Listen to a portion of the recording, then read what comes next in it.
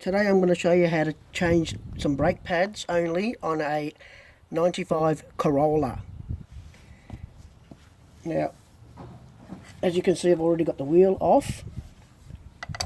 All you need is a 12mm spanner and a screwdriver to do things quickly. You don't need any special brake tools.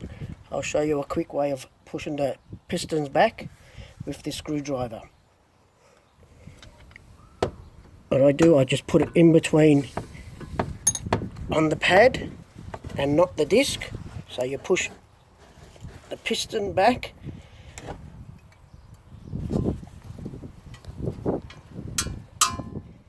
pushing the piston back until it's all the way, using the brake pad, not the disc.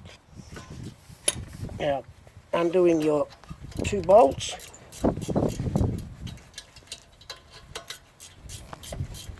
They're 12mm.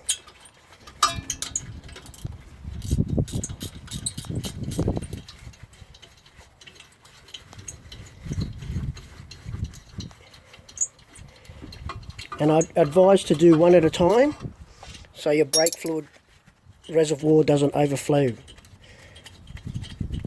So once you get these bolts out, you'll have to take two because it won't swing. There you have it.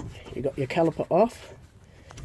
I'll leave that bolt in there and just hang it gently. So you've got these clips. Don't forget to put these clips back in.